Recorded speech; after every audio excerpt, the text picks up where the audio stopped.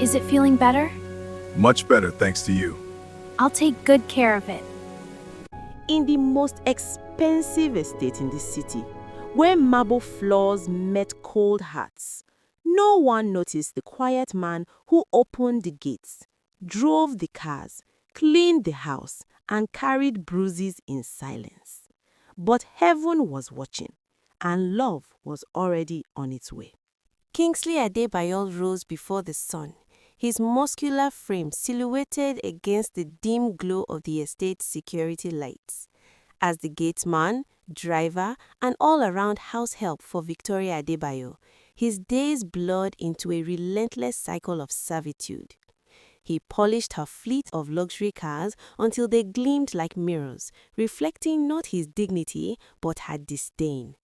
Victoria, the formidable CEO of a thriving tech empire, treated him like an extension of her property, backing orders that echoed through the marble halls. One morning, as he scrubbed the kitchen counter spotless, she stormed in, her high heels clicking like accusations. "You idiot! The coffee's cold again," she snarled, her hand flashing out in a slap that stung his cheek. Kingsley absorbed the blow without flinching, his dark eyes steady, whispering a silent prayer for patience. The estate's residents, peeking from their opulent windows, chuckled at the help getting his due, oblivious to the fire of resilience burning within him. His bruises were badges of endurance, hidden under his simple uniform, but they fueled a quiet strength rooted in faith. Sundays and Tuesdays offered fleeting freedom, church services where he could breathe without the weight of her gaze. Yet, the estate held more secrets than its gated walls suggested. Nora, the vivacious neighbor with curves that turned heads and a laugh that could shatter glass, often lounged by her pool, eyeing Kingsley as he mowed the lawns. "Hey, handsome, come cool off with a drink," she'd tease, her bikini barely containing her boldness. Kingsley would smile politely, declining with a nod, his mind on higher things. Meanwhile, Victoria's best friend, Lucy, a stylish socialite dripping in designer labels, visited frequently, her eyes lingering on Kingsley's tall, muscular build. She saw him not as help, but as a conquest waiting to happen. One afternoon, as he carried groceries into the house, Lucy cornered him in the pantry, her perfume overwhelming. "You deserve better than this drudgery, Kingsley. Let me show you real fun." He stepped back, his voice firm yet kind. "Ma'am, my path is set by God, not temptations." The rejection stung her ego, planting seeds of resentment that would soon sprout into chaos.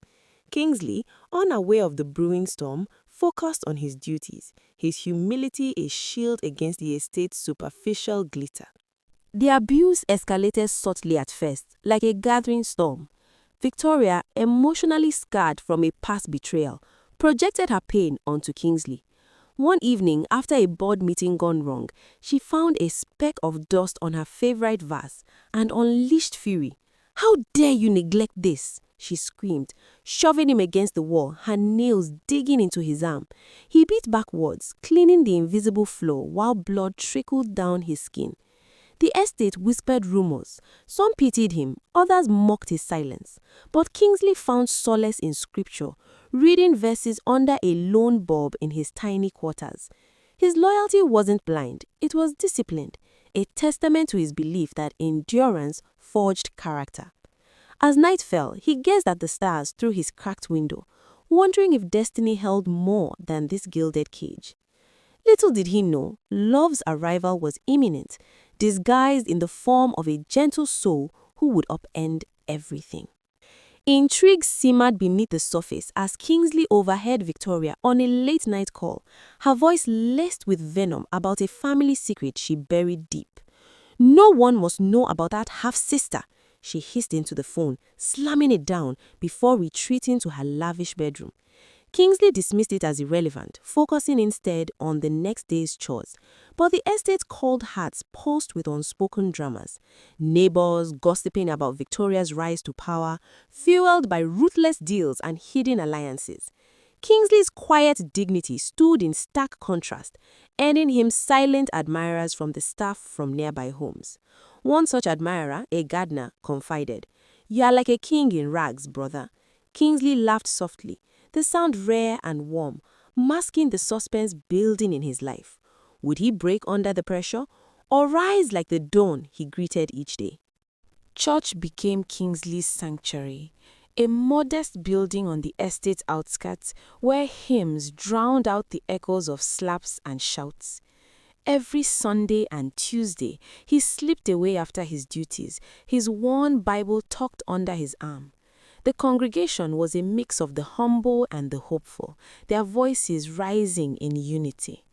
One Tuesday evening, as the pastor preached on divine timing, Kingsley's eyes met those of a stunning woman across the aisle, Adrianna Adebayo, her curvy figure elegant in a simple dress, her natural beauty radiating like sunlight through stained glass.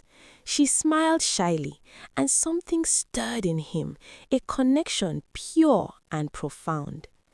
After the service, as rain began to patter outside, they found themselves walking the same path home. "Beautiful sermon, wasn't it?" she said, her voice soft as a prayer. Kingsley nodded, sharing how faith anchored him through trials. Their conversation flowed effortlessly, dreams of a better world, laughs over shared mishaps, and unspoken promises in their glances.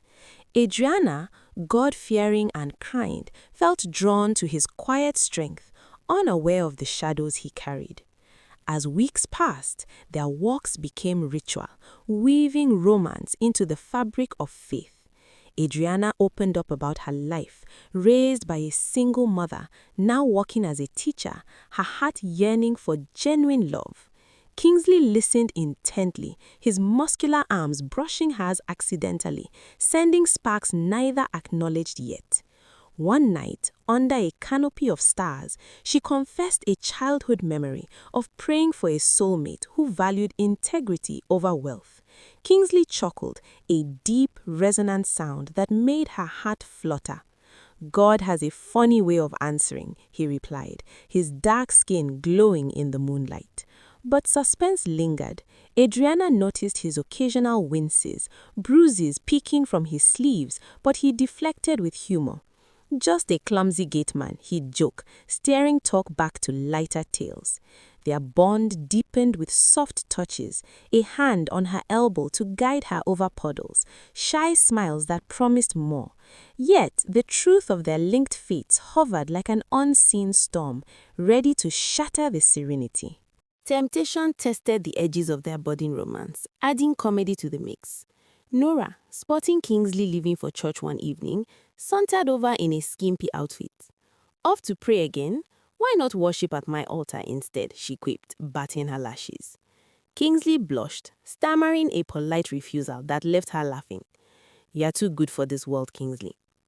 Meanwhile, Lucy's visits to Victoria's house increased, her eyes hunting for him.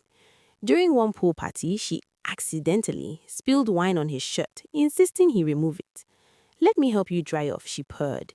Kingsley escaped with a witty retort, "I'd rather stay soaked in virtue, ma'am." The women gossiped later, Victoria dismissing him as boring. But intrigue built. Why did this humble man resist so fiercely? Adrianna, oblivious, shared her own temptations at work, bonding them further in moral solidarity. Suspense mounted as Kingsley confided a sliver of his pain during a walk. "Life isn't always fair, but faith makes it bearable," he said, his voice cracking slightly. Adrianna squeezed his hand, her touch electric, igniting protective instincts in both. They prayed together under a street lamp, their whispers blending with the night sounds. But unknown to them, Victoria's car passed by one evening, her sharp eyes catching a glimpse of the pair. She frowned, a jealous pang stirring. Why did her help seem happier? The chapter closed on a cliffhanger, Adrianna inviting Kingsley to a family gathering, unaware it would unravel everything. Romance bloomed like hidden flowers in the cracks of concrete, their walks evolving into stolen moments of joy. Adrianna and Kingsley shared dreams under the guise of friendship, her elegant curves swaying gracefully as they strolled. One Sunday after church, they detoured to a quiet park where he surprised her with a handmade bouquet from the estate's gardens. "For the woman who brightens my darkest days," he said, his handsome face alight with sincerity. She blushed, their fingers intertwining in a soft touch that spoke volumes. Laughter punctuated their talks, Adrianna mimicking her quirky students, Kingsley recounting comical estate mishaps, like the time Nora's dog chased him around the pool. But suspense threaded through. Kingsley hid his bruises with long sleeves, deflecting her concerns with jokes. "I'm just accident-prone," he'd say, but her kind eyes saw deeper, fostering a protective love that grew desperate. Actions intensified the intrigue, with Kingsley defending Adrianna from a street harasser one evening. His muscular build sprang into motion, a firm warning sending the man scurrying.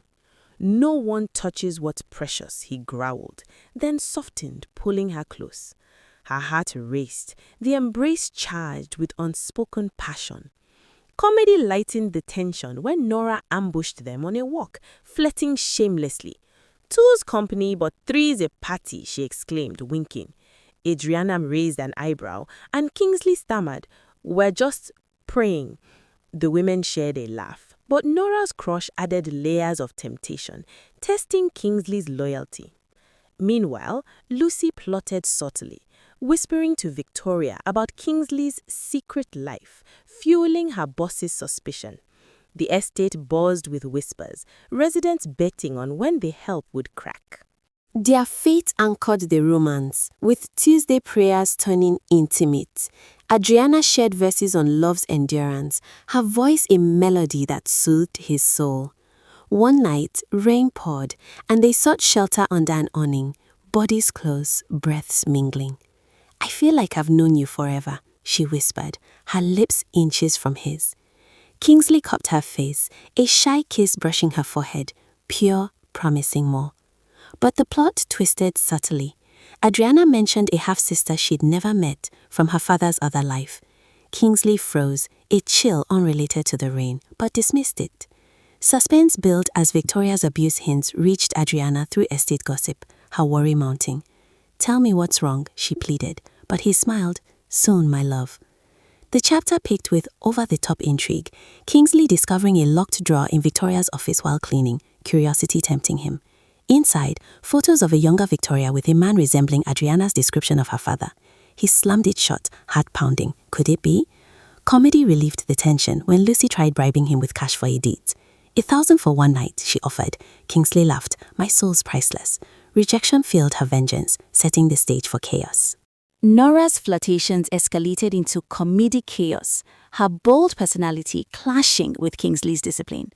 One sweltering afternoon, as he washed Victoria's car, Nora appeared in a revealing swimsuit, accidentally spraying him with the hose. "Oops, now you're all wet. Let me dry you off," she teased, her laughter infectious. Kingsley dodged her advances with grace. "Miss Nora, water can't wash away my principles."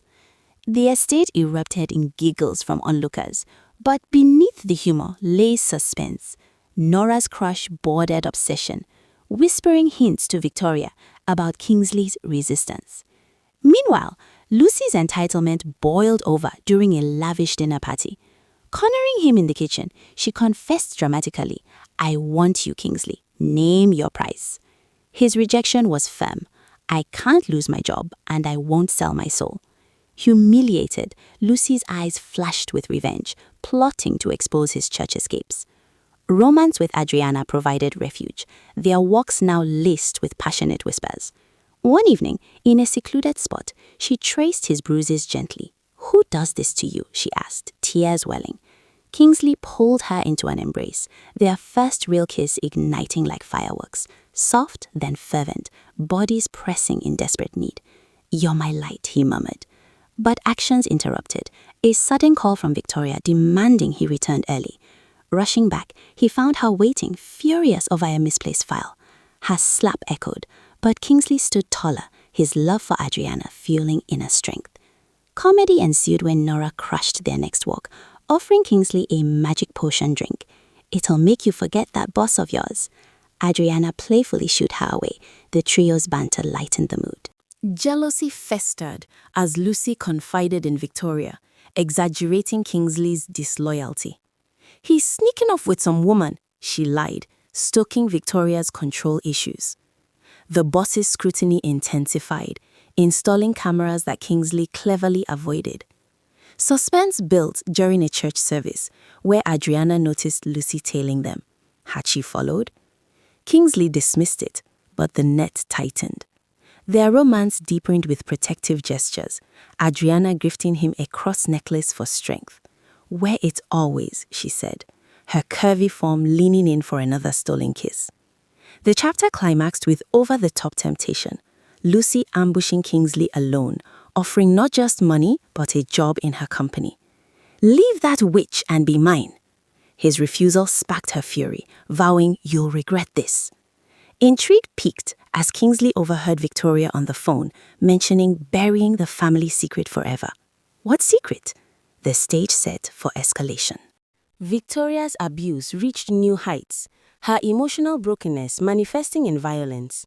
One night, after a deal fell through, she blamed Kingsley for a delayed delivery. "You worthless fool," she screamed, grabbing a vase and hurling it at him. It shattered against his arm, drawing blood, but he cleaned the mess silently. Bruised and battered, he limped to church, where Adrianna gasped at his state. "This ends now," she whispered fiercely, her kind heart turning protective.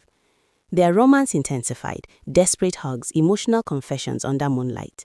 "I love you beyond words," Kingsley admitted, his muscular arms enveloping her. But suspense loomed. Adrianna began investigating the estate rumors, piecing together Victoria's identity. Actions added thrill. Kingsley thwarted a break-in at the house, his strength subduing the intruder single-handedly. Victoria, instead of gratitude, accused him of staging it. "You're trying to play hero?" She slapped him again. Comedy provided relief through Nora, who rescued him with a homemade remedy. "This ointment will heal anything, even a broken spirit," she joked, applying it with exaggerated care. Kingsley laughed, but Lucy's vengeance simmered, spreading lies that reached Adrianna's ears. "Your man's a player," an anonymous note warned her. The bond with Adrianna grew emotional, their prayers turning fervent. One Tuesday, rain-soaked and vulnerable, she bandaged his wounds. "Tell me everything," she urged. Kingsley shared fragments, his voice cracking, forging unbreakable trust. But intrigue deepened. Adrianna attended a distant family event, overhearing whispers of a half-sister in the city. Photos flashed, Victoria's face. Heart pounding, she connected dots, suspense building to revelation. Escalation peaked with Victoria's worst outburst. Discovering Kingsley's late return, she beat him mercilessly. "You'll learn your place." Neighbors heard but ignored. Kingsley, bruised beyond recognition, whispered prayers, destiny calling. The shocking revelation hit Adrianna like a thunderbolt at the family gathering. Surrounded by relatives, she stumbled upon old documents and photos. Her father with 2 women, one birthing Victoria. "She's my half-sister," Adrianna realized, horror dawning. The woman abusing her boyfriend was blood. Suspense gripped her as she pieced it. Same father, different mothers, hidden for years. Rushing home, she confronted her mother, who confessed the secret. "Your father abandoned us," but Victoria's side prospered. Adrianna's world spun. Love clashed with family ties. Actions followed. Adrianna raced to church, finding Kingsley praying alone. "We need to talk," she said urgently, pulling him aside. Their romance hung in balance, her tears mixing with his confusion. Comedy intruded via Nora, who texted flirty memes, unaware of the drama. "Lighten up, lover boy." But intrigue dominated. Adrianna revealed partial truth. "My family's connected to yours in ways you can't imagine." Protective love surged. Kingsley vowed, "Nothing changes us."